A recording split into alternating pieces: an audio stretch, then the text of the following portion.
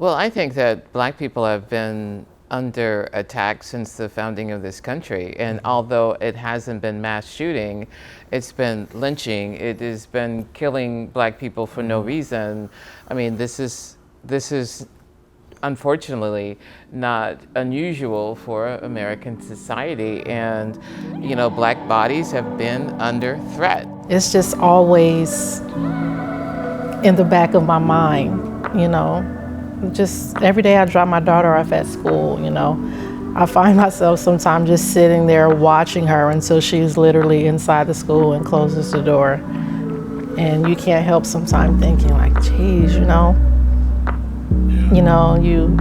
I try to stay spiritually connected to my higher power so that the fear doesn't consume me, but you can't help but have the thoughts.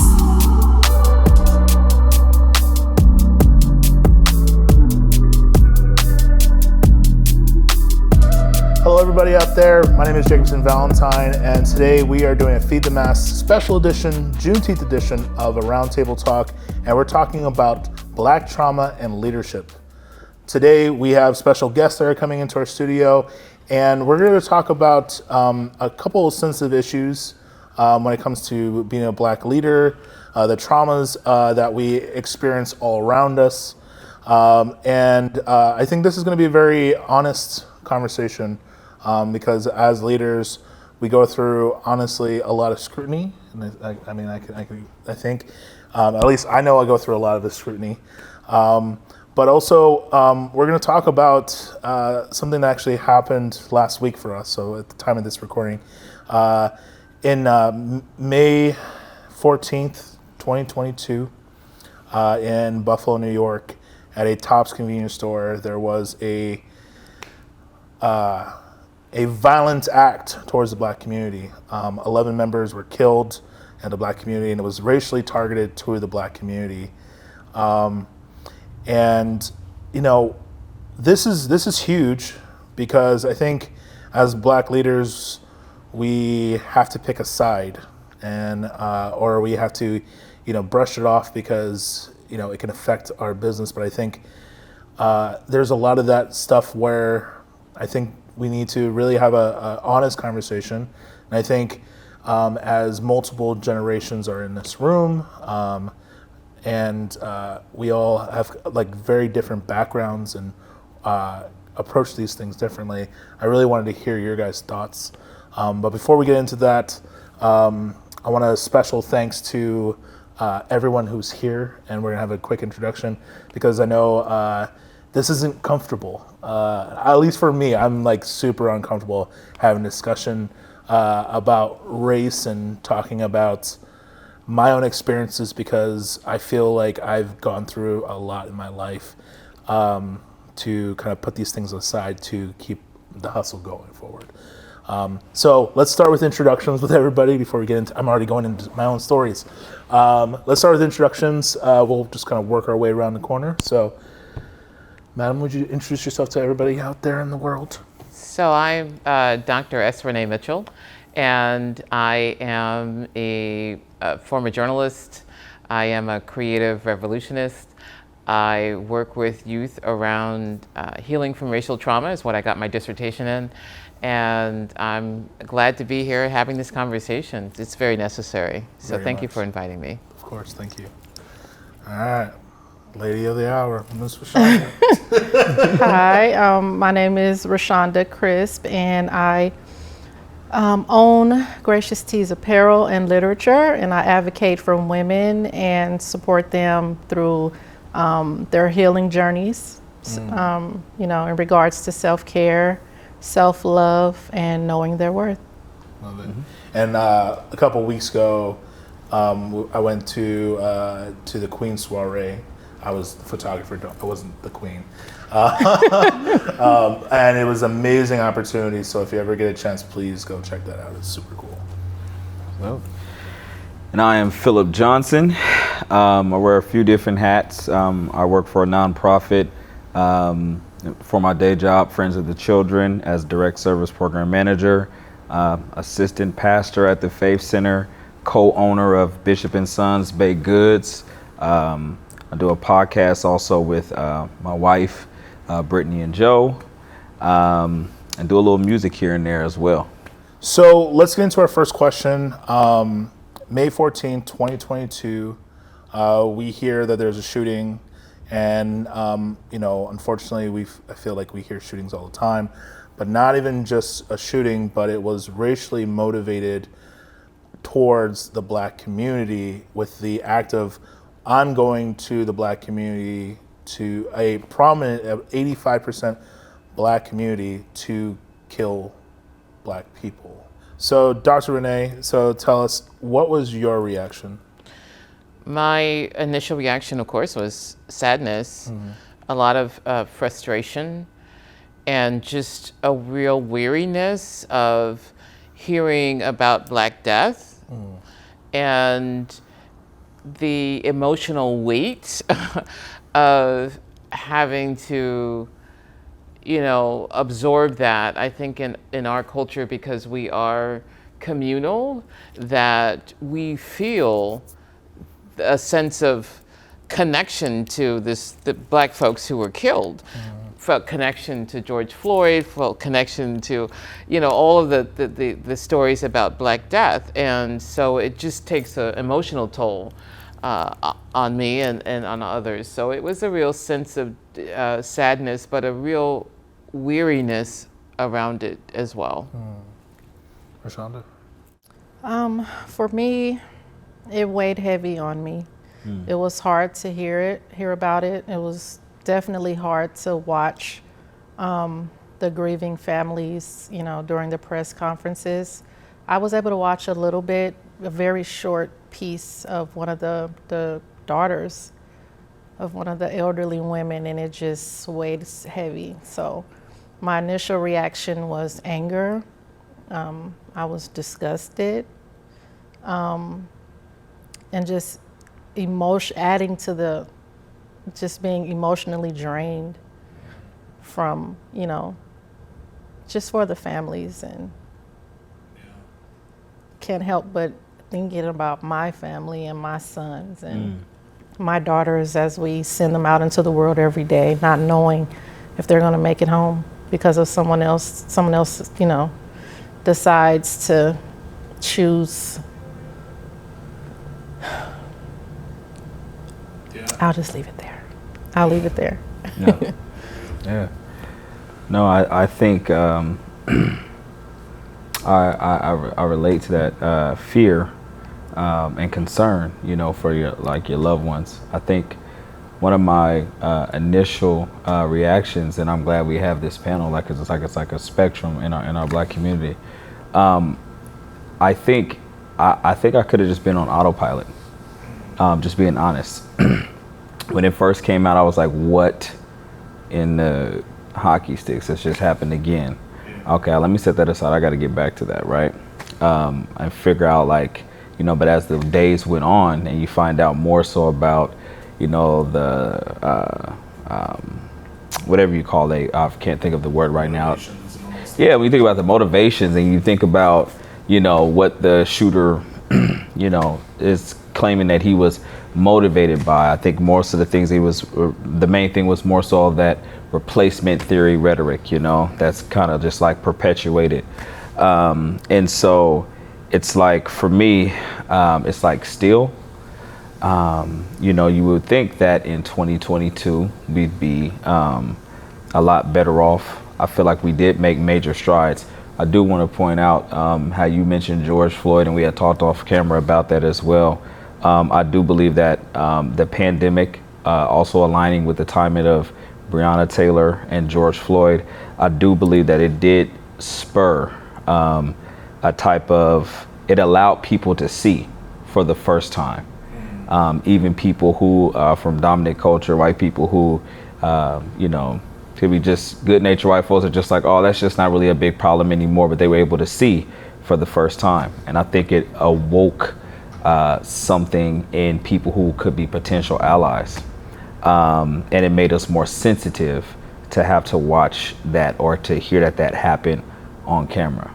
And so this situation obviously wasn't on camera or whatnot, but I just think I think it just makes us feel the same, just to hear about, more Black death. Yeah. Well, I mean, so, and the crazy part about it is, and we're learning more and more every day about like the whole situation is, it was actually the intention of that was to live stream it through a streaming platform and to have people watch and subscribers watch him do this. And, it was only 2 minutes, I think, that was live streamed. But in that 2 minutes, it was very clear that it was about getting attention, and also for him, he thought he was doing the right thing. And this is an 18-year-old man, well, honestly, child, who's doing this to a community based off of, and they say he had a manifesto of 120 pages, but a lot of it was, like they said, copied and pasted from the things he saw online. So very much the replacement theories, and a lot of it. It's hard. I think for me, when I first heard it, it was, the first part was all I heard was there was a shooting in New York, and for me it was very much no, there's another shooting. It's horrible.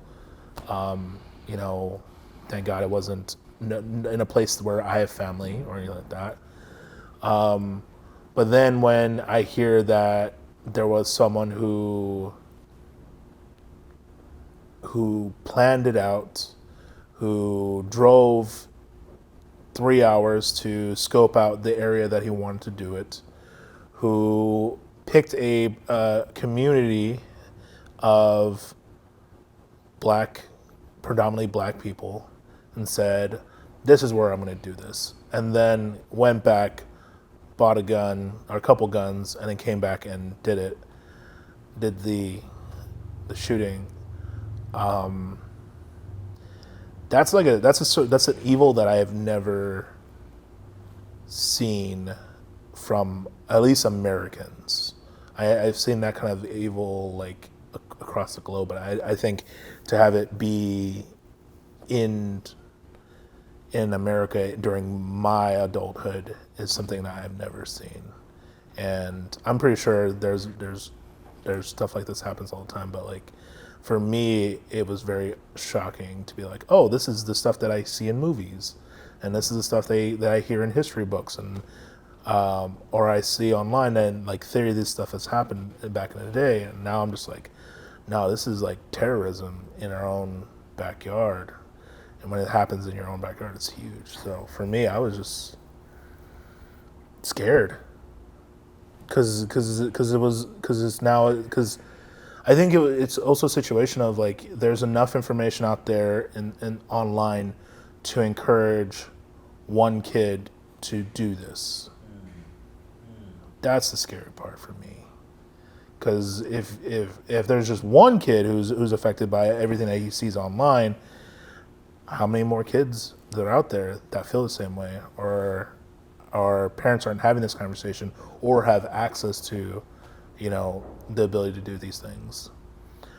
Well, I think that Black people have been under attack since the founding of this country, and although it hasn't been mass shooting, it's been lynching. It has been killing Black people for no reason.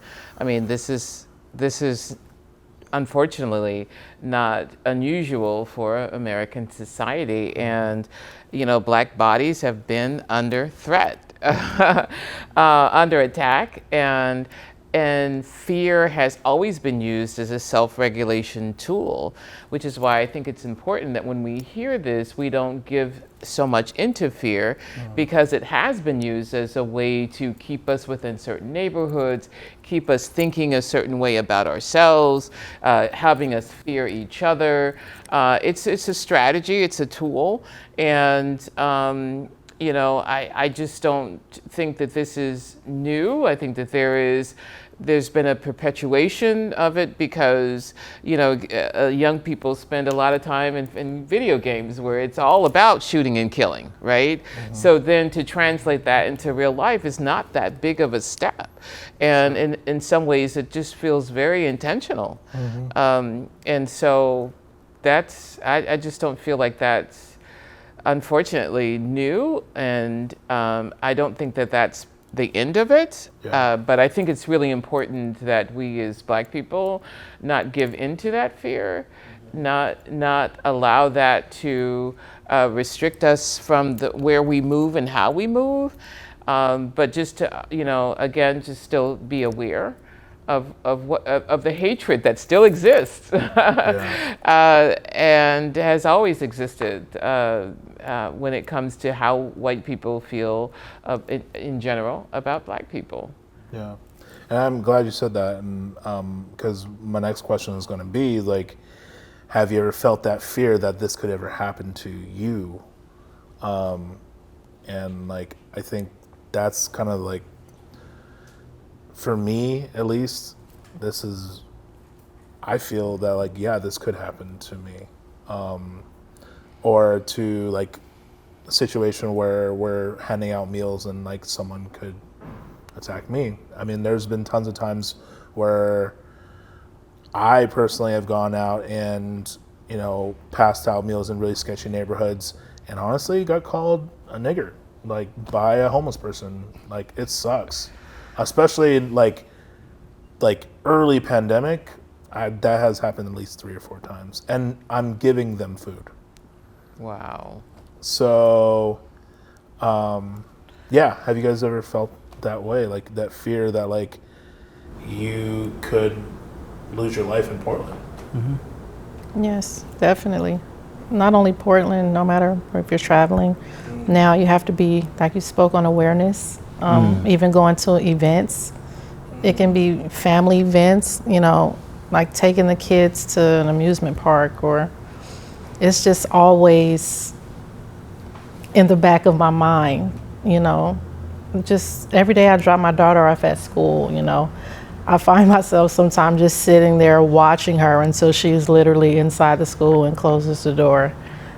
And you can't help sometimes thinking like, geez, I try to stay spiritually connected to my higher power so that the fear doesn't consume me, but you can't help but have the thoughts, So I find myself sometimes just watching her walk in and sitting there after she's already gone in, just feeling a little, uneasy a little bit sometimes on leaving her. And that's really sad. I think that I love what Dr. Renee said about, and then as you're talking about it as well, it's like acknowledging that the fear is there, but then how do we cope with that? How do we not allow it to consume us and still move about in the world? We still have children to raise, we still have careers and dreams to pursue. And one of the things that I think one of the byproducts that they want to perpetuate is we want to close you off from spaces so that you don't pursue. It's something psychologically. It's not just the physical things that I desire to do to you, but if I can get you to see yourself a certain way, to not feel welcome in certain arenas and spaces, then you won't even come even when you're invited. And I think that is a byproduct of it. That is one of the purposes of fighting against that, that replacement theory, or how to put Black people in these boxes and stuff like that. It was a reason why why they want to like publicize like lynchings or whatnot. It wasn't just about the physical thing that was being done to that individual or the individuals. It was about planting seeds in your mind about what your value is, and then also about where you can go and what you can do. And I think our aspirations as America is to be more of a free society now, right?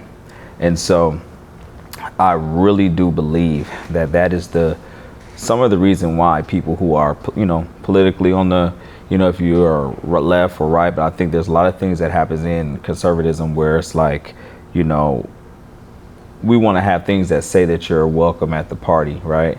But if psychologically there are things that can be said or done that can make you disinvite yourself from the table, then they don't have to do their job anymore. And so I think it's the courage of us as people of color to say, I'm still showing up today. I'm going to be my best self. I'm going to pursue this. That's still mine. I'm still going to pursue this. I'm still showing up. I'm going to make sure my kids are educated, and we are not going to isolate. We're going to be in your face tomorrow. And so I think that, that's it's not saying that the fear is not there, but it's to acknowledge it, be aware of it, and then I'm showing up, and you're going to see me in different spaces. So. 100%. I definitely show up in a lot of different spaces. I guess it would depend on the event. Generally, I'm not comfortable being around a whole lot of white people. And so I pick and choose, what I show up at.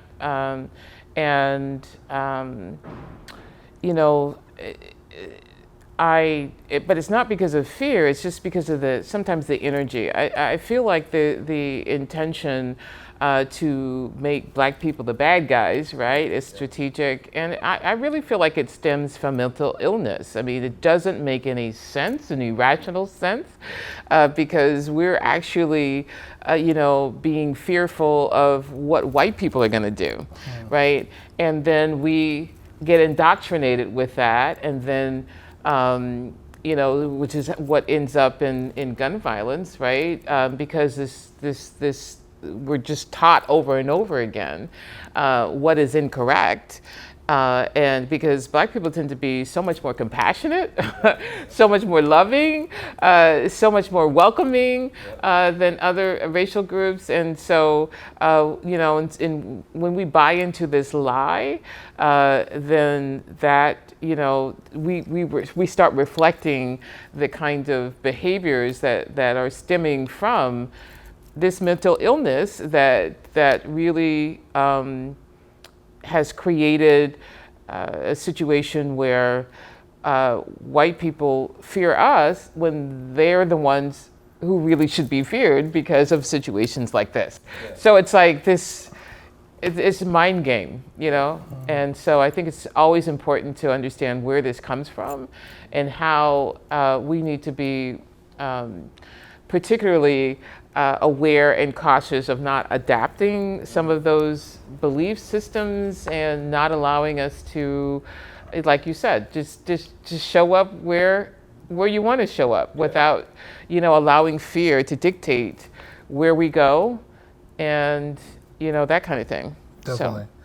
So what are some of the lessons that you've learned in your life when it comes to how to successfully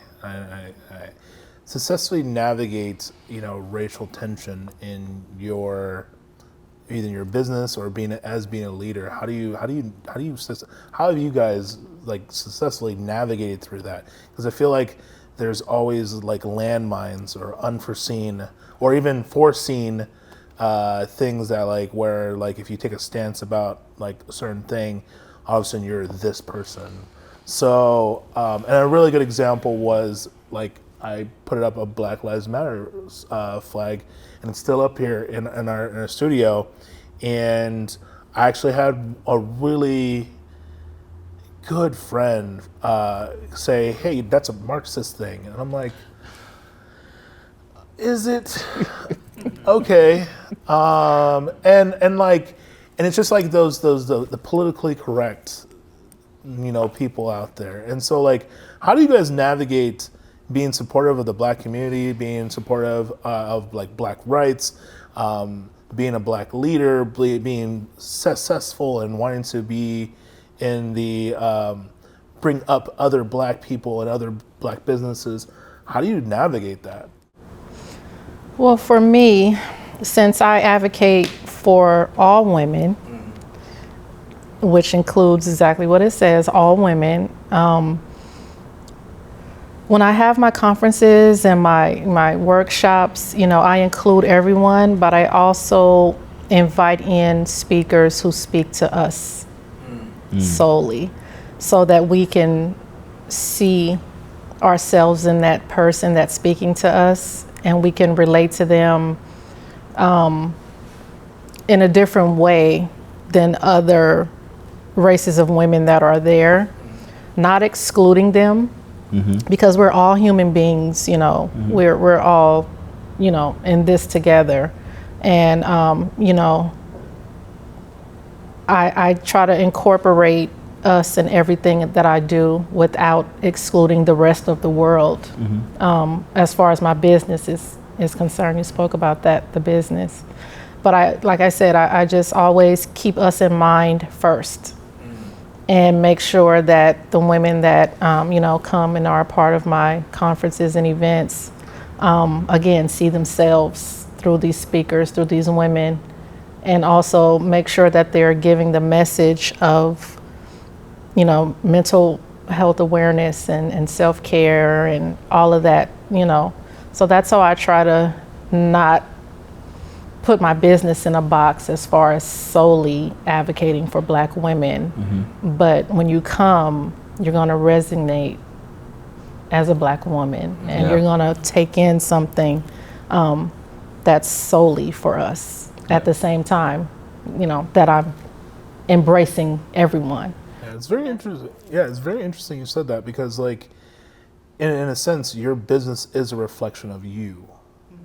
And if the people, even if the services you provide, you don't see you in it, then I think that's where I see a lot of other people are like, well, it's 75% white people in Portland, like you gotta try to cater to them. I'm just like, yeah, but I don't see my services. I don't see the services I'm providing something I would want. I think that's huge. So I thank you so much for that. Yeah, I love that. What I kind of seen in my head was just kind of like, you're talking about like building bridges, So I think you're talking about like what lessons have we learned to kind of help navigate these things. For me, it's trying not to give into, because I'm like Dr. Renee, man. There are a lot of different places that I will pick and choose where to kind of go to or to like frequent, and very discerning of the rooms that I walk in and the invites I receive, and the partnerships that we are offered. If it's our businesses, if it's our church, or different things of that nature, just learning that, learning your power as a Black person. You don't have to say yes to everything just because they offer it to you. That you should just be so grateful that you should just say yes. And so I have learned that, and I think also being able to extend grace, the same grace that I want to receive with people. I think that there are well-intentioned ignorant people, and I think that there are willful ignorant people. And I think you have to be able to discern and approach people differently in that way. And I will just use an example kind of similar to what you used about like, we live in Portland. We've seen it, our neighborhoods. If you've been here for any amount of time, you kind of have seen how gentrification has like really just ravaged some of our neighborhoods and displaced us. And I was telling my father the other day, I said, man, I am no longer impressed by white people who have come into our neighborhood and then will come in and buy a home and then stick a Black Lives Matter sign either in their window or in the yard. I said, because living is just the bare minimum. I want to talk about Black wealth, Black ownership, Black education. I want you to teach me or be a part of giving me the secrets of how did you get to own that property? How did you get that business on Mississippi? What rooms were you in that I was not invited to? You see, living is just like just breathing, and I think that's just bare minimum, but I want you to tell me, what rooms were you in that I didn't even know about? What grants did you apply for? How do you do this? You know what I'm saying? But those are the things that you have no problem with me being locked out of, but you just agree that I still should be alive, right? And I just think that that's just, it almost comes off as offensive. Oh yeah, because I mean, even slaves lived. Yeah. Like, I mean, Yep. slaves lived. Yep. Like, you're right. Black lives matter because they're alive, but they're still slaves. Yeah. So how do we get above that? How do we move forward from that? Yeah. So I have a different take about the way that I have decided to focus my business on. And so, and a lot of this came out of my research with my dissertation and understanding that Black youth are the most prodigiously traumatized adolescent group during a time when they are looking to what their ranking is amongst their peers. That really kind of affects their self-esteem and their sense of who they are in the world. And so at every level of this system, the Bronfenbrenner's ecosystem, there's different levels that you encounter. But at every level, Black children are traumatized, right? And so I wasn't as aware of this. I mean, I knew it in my own situation. I was traumatized in school and society. It was this constant thing of being the only Black kid, being the only Black columnist, being the only Black manager at the newspaper, being, all of this being the only Black, and how traumatizing that was. But when I became a teacher and realized some of the things that I experienced, youth are still experiencing decades later. And so I made a decision to really focus my work on Black youth, because I wanted them to be able to understand their own worth and understand how brilliant they are, creative that they are, and how they can tap into ancestral resilience and be able to move through the world differently. So less as victims and more as empowered heroes of their own stories. And so that has been my work, and that is the work that I love, because that is the work that I didn't receive when I was their age. Yeah. Right? And so I had to think about how different would I have been if I had someone to show me my own potential instead of figuring it out on my own, right? Yeah. And so I made the decision to focus my work on Black youth. I started out with all youth of color and then focused then on Black youth. So I feel like this is my particular calling. And so the center that I operate, the Soul Restoration Center, when you walk in the door, people know, Black people know, this is a place they belong, right? And we get feedback from everyone that comes in, and they say, it feels like a hug here. It feels like I belong here. It feels like family here. Yep. Walking in the door. There are so few places in Portland and also around the country where we feel like we completely belong. Like we can take down our defenses that we walk around with, even unconsciously, and just breathe. Right? And that's what I wanted to create. And that's what I wanted to know, Black youth to know that they're worthy of. Right? And so unless there is some intentionality around that, they don't always feel that in spaces that they're operating in, especially in Portland. And so my work is really focused on Black youth. Unapologetically, because they are our future, right? So how can we expect to have a healthy, vibrant, successful Black community when it's our children who are traumatized at every point of interaction within society, and they grow up traumatized and have kids who are traumatized? There needs to be some interruption of that pattern. And so that's what I feel like I'm doing. Love it. So I want to try to go for some positivity out of this, because I know that this is very heavy. But what are you personally doing outside of your work to create some kind of peace, some kind of happiness in situations where the world is just bogging you down? What are you doing to kind of create some self-love or some kind of sanity in your life? So what wants to start? Well, for me, I disconnect. That's the best word I can think of. I disconnect. I take time to pour into myself. In whatever, if it's walking on a trail, going to visit family, cooking, you know, just whatever it is that I need to do in that moment to disconnect. That's what I try to do on a regular basis, just not to be consumed with everything. You know, we can't forget the world we live in. Yeah. And we can't forget the people that we walk amongst every day.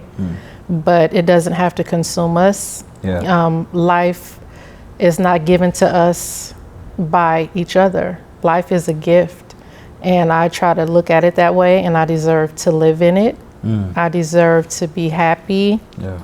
And, you know, I deserve to be just a part of this world.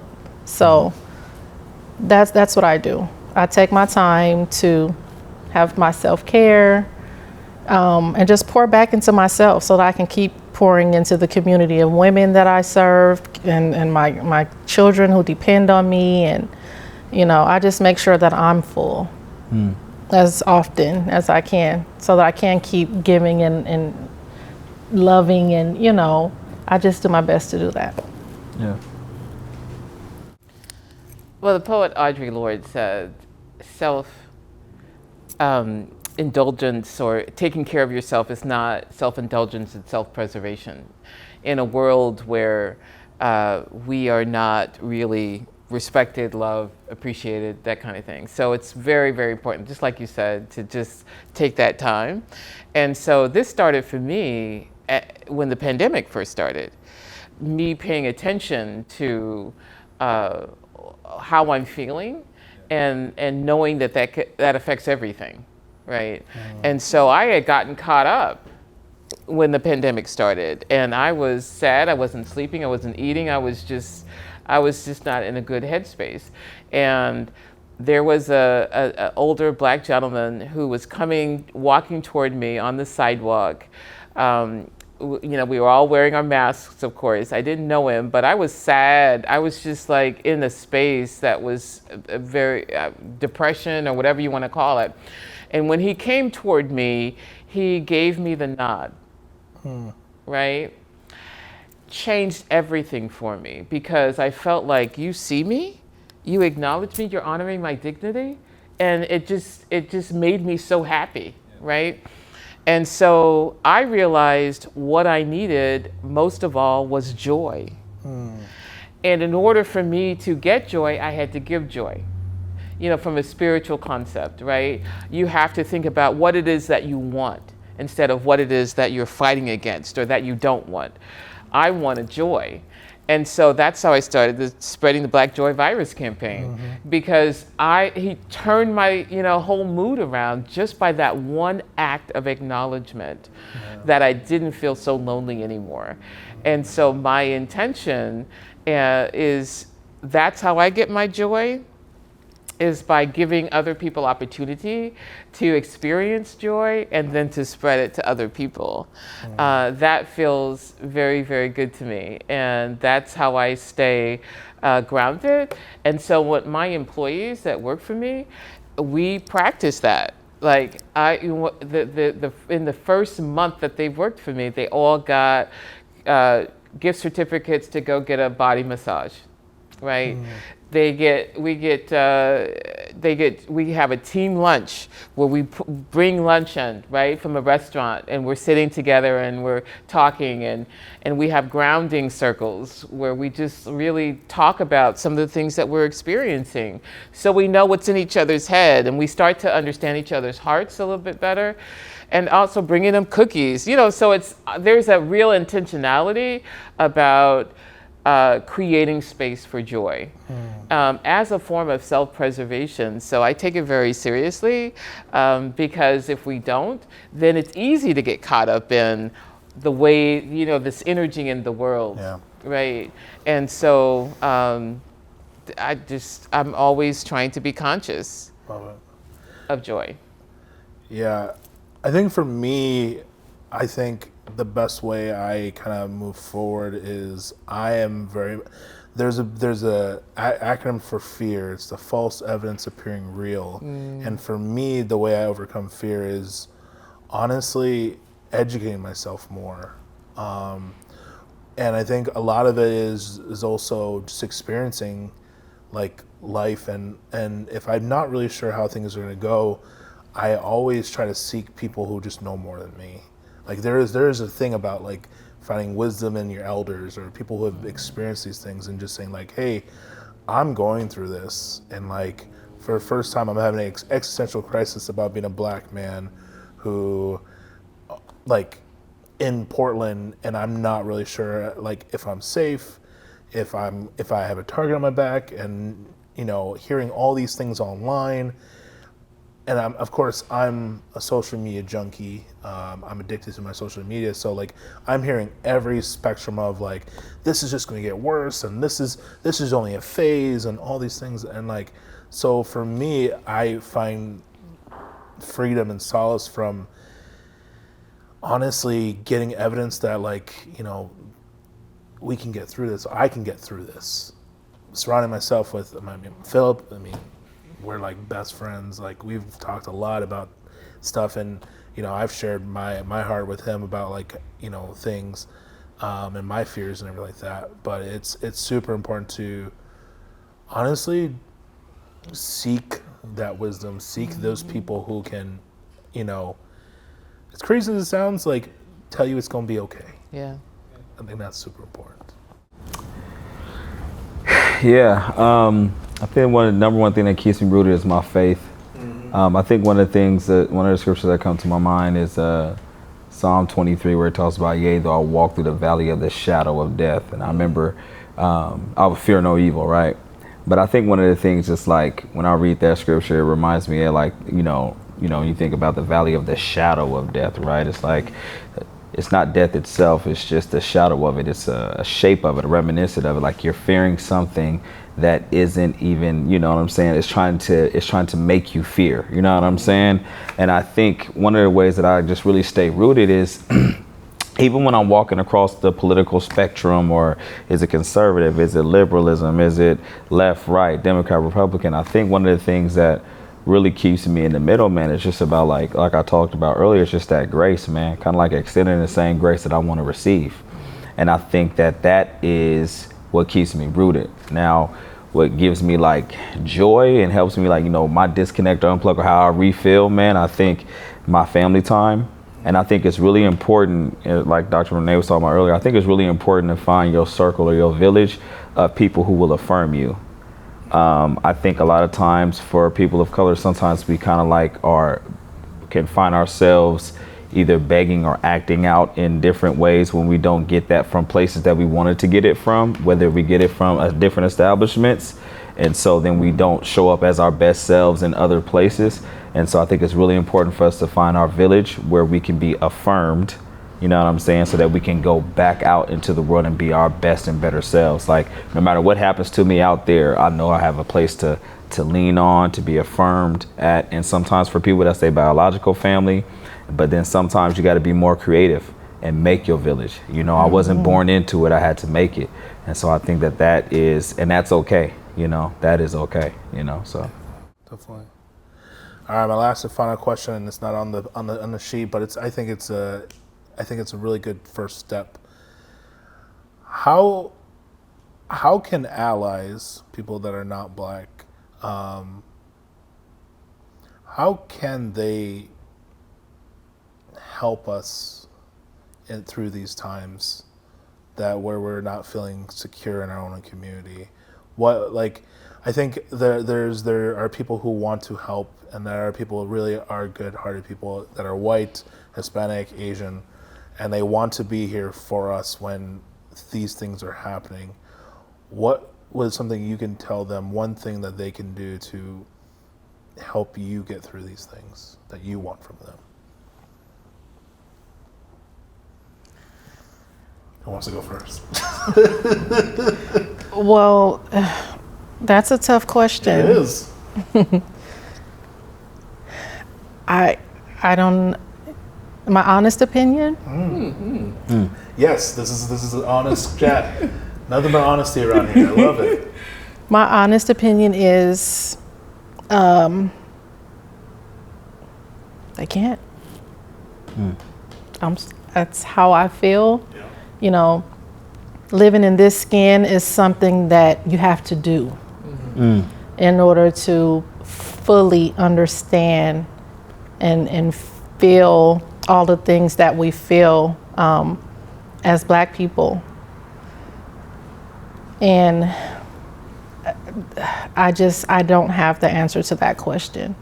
You know, they hear, what's been going on. Like I think you said, this has been going on since the beginning of time. We were once one of the highest commodities, as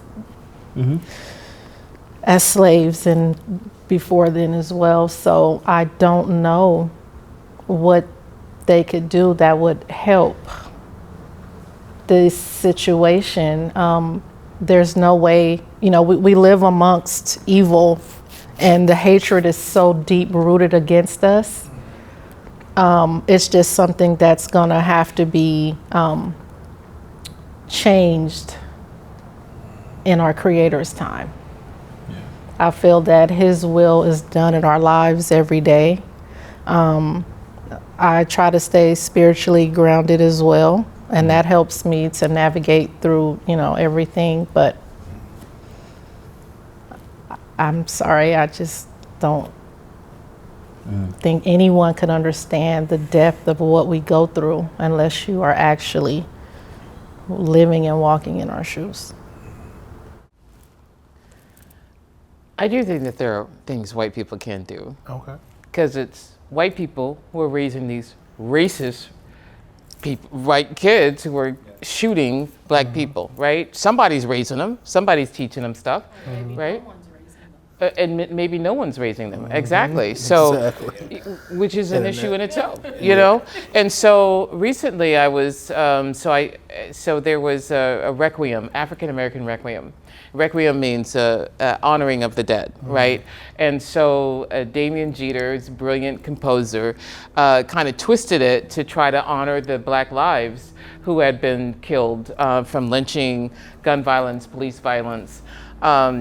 And so as a part of that, I wrote a poem that really talked about how we are still here. And we are here because our inner resilience and our inner strength and our ancestral kind of wisdom that, in some ways, like even at the center, I feel like a lot of the work that I'm doing is on the ancestors' shoulders, right? Mm-hmm. And so what was happening is that because I was bringing history in and to acknowledge that we need to continue to teach our children the ways of freedom, right? And how we've had to stand up for ourselves and really make America live true to its own values of self-evident truths of, of our equality and that kind of thing, right? So it's a constant fight and it's exhausting. And so after the event, white people were coming up in tears. I'm so sorry. Oh, this is so horrible. And I'm like, you keep your emotions. They do nothing for me, right? So if there is something that you want to do, you were in those, if you're in those circles and you hear this, and people are racist, right? Stop ignoring it, interrupt it, be able to just, teach your children differently, right? The racism is a problem that white people have to fix. They've created it, they sustain it, and it's not, we're really victims of it. And so I don't think that there are things necessarily that we can do to make white people not racist. That's something they need to work on. That is a problem that they need to resolve. And so what we need to do is be able to support each other and create spaces for healing and create spaces for community. So we feel like we're being refed, revived, and then when we go out in the world, that where it sucks the life out of us, basically, we come back together, get revived and that kind of thing. I don't want white people's tears anymore. That doesn't do anything for me. And that doesn't resolve anything. And it's an easy way out, right? And so what I feel, if you're asking what do I feel like white people should do, you should talk to other white people. You should train other white people. You should get other white people to understand their own privilege. And the things that they do that interfere with the safety and the happiness and the comfortability of black people, there's just this ignorance, around white people's responsibility. I think there's just a real ignorance around it, that they feel like just being emotional or caring. So this is what Toni Morrison, in her interview with Charlie Rose, had talked about the white gaze. And she talked about there's something wrong when you have to put your foot on my neck to feel worthy, to feel like you're superior, right? Once that stops, where are you? Are you still strong? Are you still smarter? And it just feels like there is a real intention to keep white people's feet on our neck, right? And so, they don't want to acknowledge that, but there's trauma. So this young man who was killing people, there was trauma in his own brain, right? There was some mental stuff going on. And so there needs to be an acknowledgement that what white people are doing, there's some mental illness within that. It doesn't make any sense otherwise, right? And so we can't resolve that, right? But there's something deeper. It's not normal. It's not normal to think that way. And so, but nobody's talking about that. Yeah. Right. Yeah. I think for me, the one thing I would say that I see that, allies can do more often is honestly give. And I'm not just talking about money. I'm talking about give knowledge, just like what Philip was talking about. Give knowledge on how we can be more successful. Give up your seat in power sometimes, because you see that there needs to be a change. Give people access to certain opportunities that honestly, you look around, if you own a giant company and you have over 100 employees and you look around and you notice that oh snap, the leadership looks really white, or oh snap, everybody in our team, there's very few people of color in our team.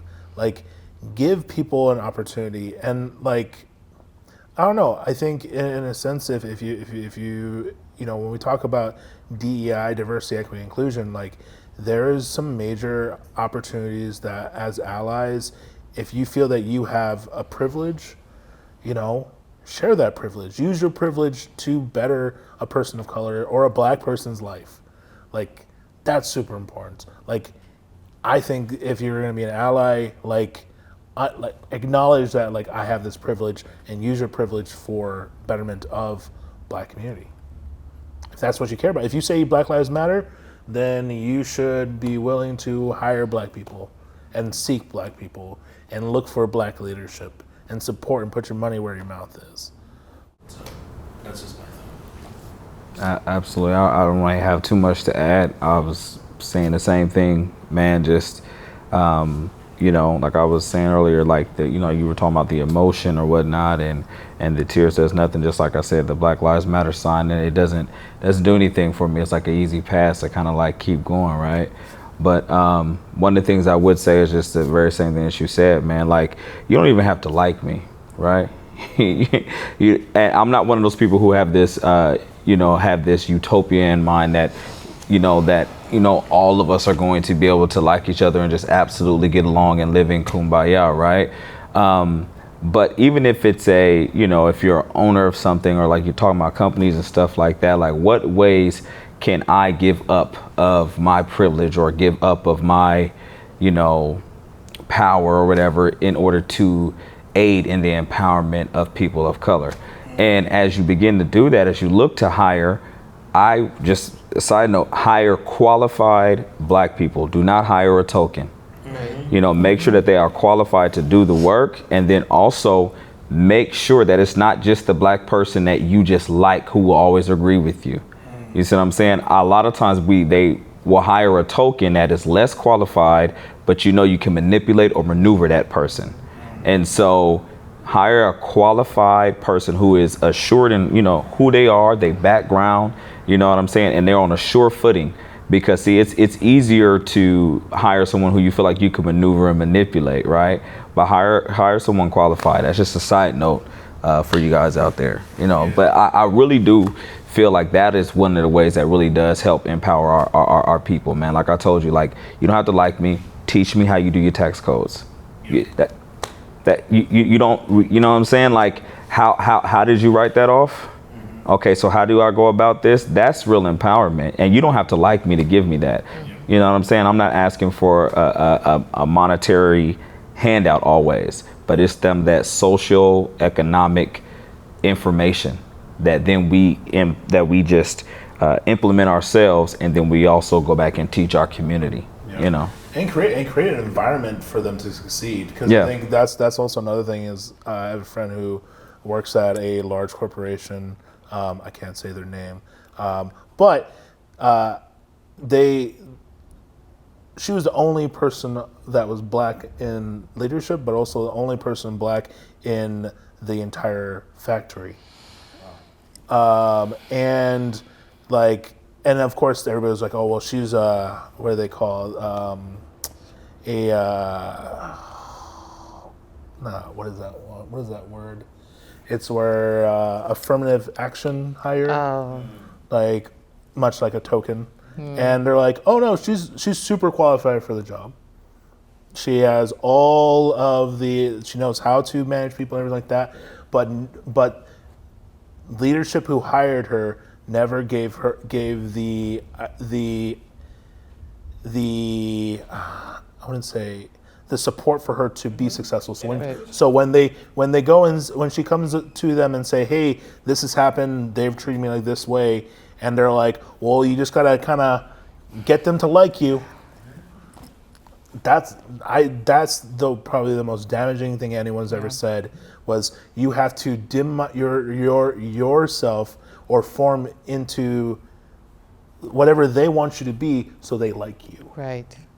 Like your job as a manager, even though your job is to manage them, is to let them manage you, so they don't feel threatened or they don't feel undermined or they don't feel these ways. I've worked in. I will never work for another person again. Right. I feel the same way. I honestly, and my last job that I had before I started Feed the Mass, I had to do that. I had to speak softer. I had to make sure I came down to their level. I had to make sure that they understood where I was coming from, and that like if I was going to do any disciplinary action, that there was witnesses, and there has to be collaboration. Because if you said, hey, like, no, you're late, I'm going to write you up, then there's discrimination. And it sucks. And even if you have good intentions, even in this job, even at Feed the Mass, I've experienced that. And where I had to dim my light because I feel I was threatening because I honestly said, no, you can't take this away from me. And it was very painful. Yeah. Because I had to lessen myself to do this. Right. So, sorry, yeah. That's what we're asked to do. Yeah. And it's this expectation that, we have to walk around holding our breath. And so when you talk about the dimming of your light, that's been most of my career. And, so that is why I feel like, I'll never work for anyone else. And that is why I go out of my way to make my employees understand how valued that they are, how important that they are, because I recognize how that feels, you know, and Never tell anybody. go along to get along. It just like empties your soul at the same time. Yeah. And I think with your friend or whatnot, like, and I was talking about earlier, like it's sometimes some of those hires or things are about checking boxes, but then not setting you up for success. And we don't have enough tape. But I'm just saying, man. And then when that person of color fails in that position, or that black person fails in that position, they use that as like evidence of like, see, I told you they couldn't do the work. No, give me the same supports that you would give the person who was even previously in this position. You know what I'm saying? We just because we say black girl magic or whatnot doesn't mean that we here to work your miracles. You know what I'm saying? Like, give me the supports, you know what I'm saying? So that I can be successful. That's one of the things that man. It's just tough because a lot of times we think as black people that we shouldn't ask for anything because we have to make something out of nothing. Exactly. We you know, because you know they don't. But do you know how much supports that white children get from a middle class and upper class? Like, and we are afraid to even ask, right? We're like, we are not even worthy to ask of such a thing. We feel like if we get it, we're asking for too much or we're being spoiled. No, that's the standard. You know what I'm saying? Like we just been taught to try to be just, you know, that you're supposed to just work these miracles at all times. I don't feel like being a miracle worker. Just give me the supports and I guarantee you I will succeed. You know what I'm saying? So I'm sorry, man. But No, that's true. Yes, it's exactly. so true. Yeah. So true. All right. So I know there's so much more we can talk about this, and I'm pretty sure those of you online, if you guys want to go into the comments, and you know, I would love your opinions on a lot of the questions we asked. Hear your story. If you want to share, I'm pretty sure everybody here will also probably, if you have specific questions to individuals, they will also probably, you know, say their own piece and maybe have more conversations individually with everybody. But we're going to wrap up our special edition of Family That Learns, you know, Juneteenth edition, all about Black trauma and Black leadership. Make sure you guys subscribe, like, share. This is actually probably even something that you can even bring into your own workplace. And if you're feeling like you're not being supported or you need more support, or even people that are Black in your business, if you're an ally or you say you're an ally, like, have this uncomfortable conversation with your white team. Sorry, like, uncomfortable as it is, people are dying. Yes. And decisions are being made about how to better the Black community without Black people involved.